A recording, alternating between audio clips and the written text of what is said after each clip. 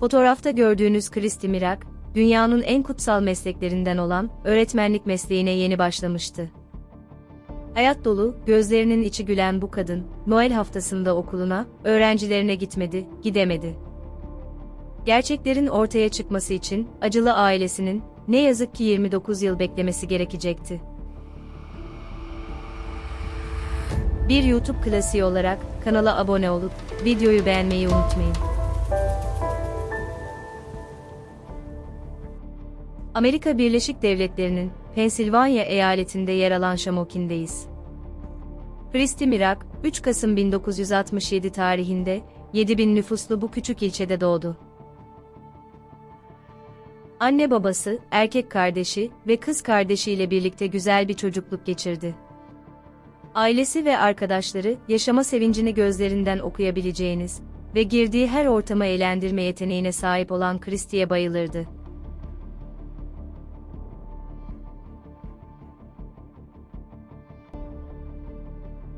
Nazikti, iletişimi çok kuvvetliydi.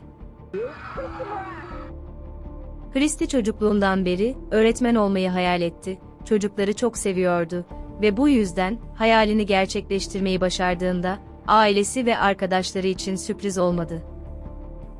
Shamokin, taşra diyebileceğimiz küçük bir kasabaydı ve fırsatlar büyük şehirlere göre daha sınırlıydı. Bu nedenle genç kadın, Rohrerstown İlkokulu'nda öğretmen olarak yeni işine başlamak için Lancaster County'ye gitmeye karar verdi. 1992'de Christy, Lancaster'a taşındı, meslek hayatına başladı. Öğrencileri ona bayılıyor, Christy de öğrencilerine bayılıyordu.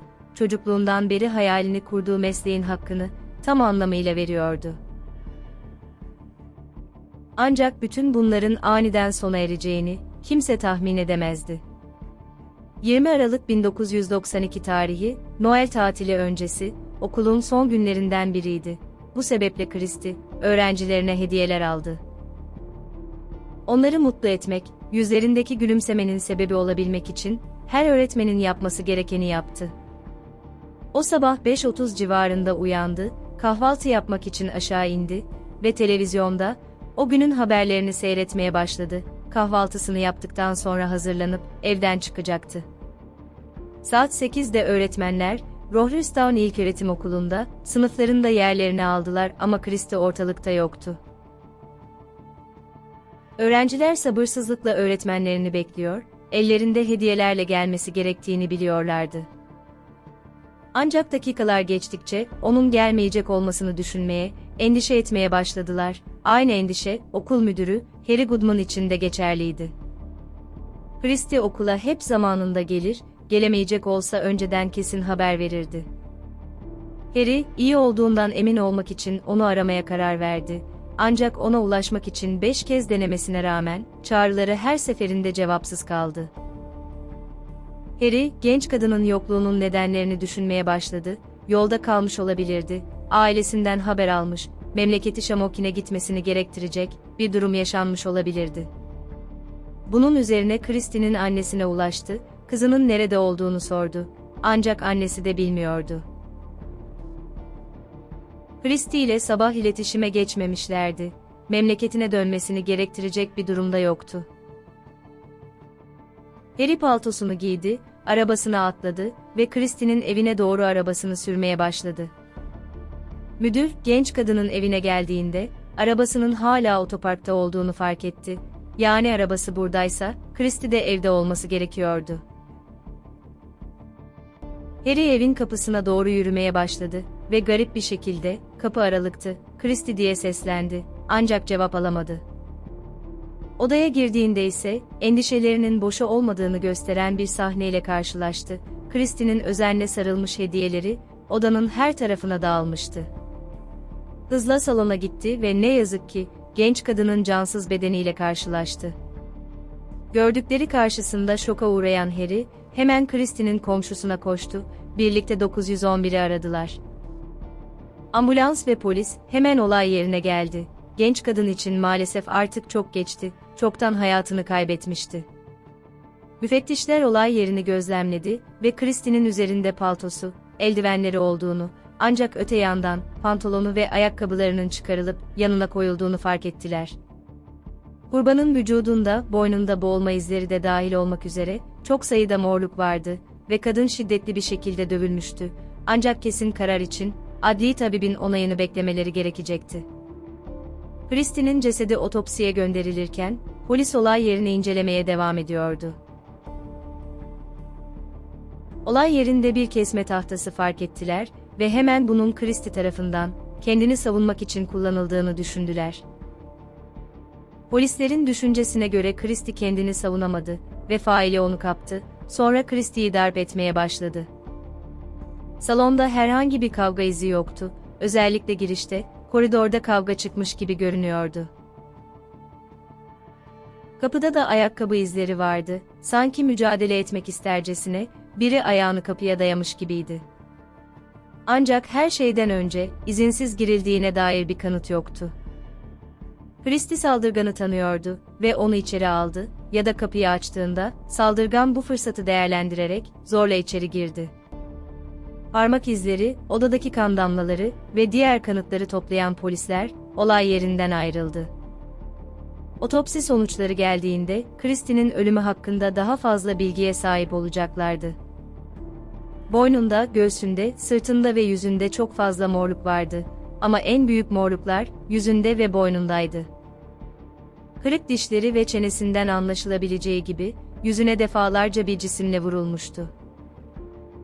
Adli tabip ayrıca, Christie'nin, bir tecavüz kurbanı olup olmadığını belirlemesi için, bir jinekologla da görüştü. Sonuçları beklerken polis tanıkları arıyordu, polislerle konuşmaya gelen bir komşusu vardı. Ve polislere sabah 7 civarında, arabasını park edip, Christie'nin evine doğru yürüyen bir adam gördüğünü söyledi. Kadın, adamı polislere tarif etmeye başladı. Tıknaz, kaslı bir adam, yaklaşık 100 ila 110 kilo ağırlığında. Düz, ince, omuz hizasında kahverengi saçları olan, hafif sakallı bir adam. Diğer tanıklar araya girerek, zanlının arabasını tarif etmeye başladı. Araba bir Dodge veya Toyota'ya benziyordu. Christie'nin komşularının ifadeleri toplandıktan sonra, olayın sabah 7 ile 7:45 arasında meydana geldiğini belirleyebildiler. Bu arada DNA sonuçları onlara ulaştı ve ne yazık ki veri tabanında bir eşleşme çıkmadı. Sorgulanacak kişiler vardı ve ilk günden itibaren 26 kişi, polisin sorularını yanıtladı. Bu insanlar arasında, Christie'nin sevgilisi olan bir adam da vardı. Ancak evli olduğu için, bu gizli bir ilişkiydi. Genç kadının öldüğünü öğrenir öğrenmez, tek başına karakola giderek, soruları yanıtladı ve DNA'sını verdi. Toplamda 1500'den fazla kişi sorgulandı, 60 potansiyel şüpheli tespit edildi ve DNA'ları, olay yerinden topladıkları DNA'lar ile karşılaştırıldı. Ama her seferinde, bütün şüphelilerde sonuç negatif çıkıyordu. Ve herhangi bir bilgi için, $10.000 ödül bile, soruşturmaya yeni bir ipucu kazandırmadı. Dava yavaşlamaya başladı ve yeni bir şüpheli, yeni bilgi olmadan, Christie Mirak davası soğuk bir davaya dönüştü. Yıllar geçecekti, tamı tamına 23 yıl, yani Christie'nin hayatını kaybettiği yaşının, 25 olduğunu göz önünde bulundurursak, neredeyse bir Christie ömrü kadar yıl geçmiş, halen faili veya failleri bulunamamıştı. 2015 yılına gelindiğinde bölge savcıları, bilimsel teknolojinin, 1992'den beri önemli ölçüde geliştiği ve yeni sonuçlar elde etmenin, mümkün olduğu düşüncesiyle, bu davaya geri dönmeye karar verdi. Bu sadece, DNA analizini yeniden yapmakla ilgili değildi, çünkü veri tabanında hala hiçbir eşleşme yoktu. Amaçları, Parabon Nanolabs şirketi tarafından sunulan, fenotipleme gibi yeni teknikleri kullanmaktı. Parabon Nanolabs, göz rengi, saç, cilt, köken gibi morfolojik özelliklerin vurgulanmasını ve ayrıca toplanan DNA'dan, kişinin yaşının tahmin edilmesini mümkün kılan bir tür biyolojik bileşik portredir. Şirket bu DNA örneği üzerinde çalışmaya devam ediyordu ve Kasım 2017'ye gelindiğinde, kamuoyuna bir bileşik portre açıkladılar. Yeni şüpheliler belirlendikçe, Christie'nin akrabaları ve müfettişler için, umut yeniden doğmaya başladı. Ancak birkaç sorgulama ve DNA karşılaştırmasından sonra, hiçbir şey çıkmadı. Uzmanlar pes etmiyor, çalışmalarını sürdürerek bu kişiyi, Christie'nin canını genç yaşında alan, bu şerefsizi bulacaklardı. C.C. Moore, kendisinin tanınmasını sağlayan, Golden State faili de dahil olmak üzere, 50'den fazla vakanın çözülmesine yardım etmişti. Ve C.C. bu vakaların çözülmesine yardımcı olmak için, Parabon ile birlikte çalışmaya ve Christie Mirak davasına katılmaya karar verdi. Katilin DNA'sını aldı ve insanların kökenlerini öğrenmek, örneğin akrabalarını bulmak için, DNA'larını göndermelerine izin veren bir şirket olan Gedmatch sitesinin veri tabanına ekledi. DNA'yı ekledikten sonra kendisine bir sonuç ulaştı. Bu sonucu ulaştıran kişi katil değil, uzak kuzenlerinden ikisiydi. Katilin kimliğini bulmayı başarmak için C.C., daha sonra bu ailenin büyükanne ve büyükbabalarına kadar uzanan soy ağacını incelemeye başladı. We just need a second cousin, third cousin, or closer to do so. Back to great-grandparents for each of those second cousins, and then I started building forward. I flipped that tree upside down, do what I call reverse genealogy. I'm building forward in time, trying to find the right person in the right place. C.C. yaptığı araştırmalardan sonra, bu ailenin Lancaster County'de olduğunu ve bu ailenin üyelerinin Kuzey Amerika ve Porto Rico kökenli olduğunu tespit etti. C.C. suçlunun kimliğini bulmak için bu ilçenin gazetelerini karıştırmaya başladı. Ve sonunda hedeflenen bu aileden bir kadının çocuğu olan bir nişan reklamına rastladı. Matches I was working with led to a specific family in Lancaster, Pennsylvania. So I knew that the suspect was closely related to that family, but I didn't know how. I had to find the right person in that family. And I thought, aha, now we're getting close.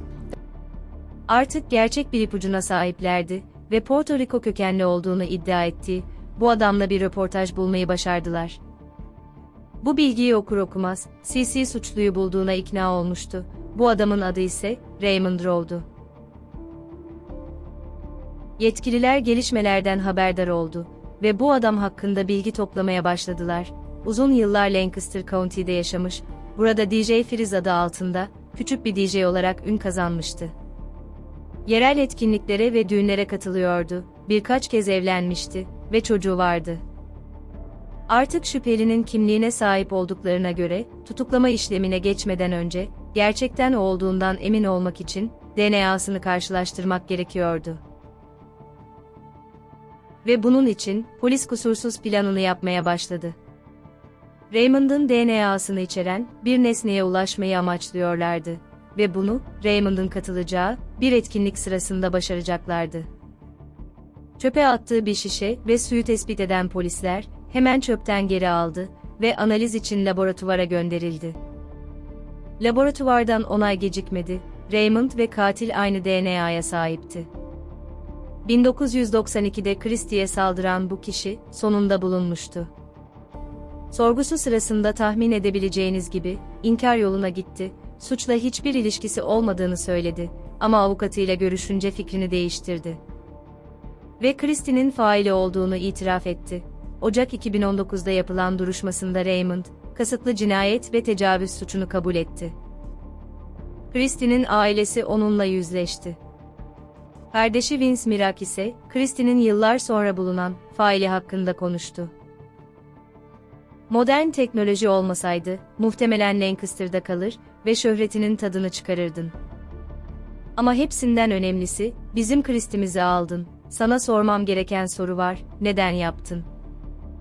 Bu soruya verilecek bir cevap, tabii ki yoktu. Neden ve nasıl olduğunu kimse bilemeyecek, çünkü Raymond bunu anlatmıyordu. Yetkililer ayrıca, onun genç kadınla bağlantısını anlamaya çalıştılar ve hiçbir durumda, doğrudan bir bağlantı yok gibi görünüyordu. Duruşma sonunda idam cezasından kaçınmak için, suçunu kabul eden Raymond, şartlı tahliye imkanı olmaksızın, 60 ila 120 yıl arasında hapis cezasına çarptırıldı. Videoyu bitirmeden önce, soldaki video rahatsız edici olup, sadece yetişkin kullanıcıların izlemesi önerilir, sağdaki oynatma listesi ise, sizler tarafından çok beğenilen videolardan oluşmaktadır. Ortadaki buton ise, gece gündüz verilen emeğin karşılığını, tek dokunuşla vermenize imkan tanıyan, abone ol butonudur.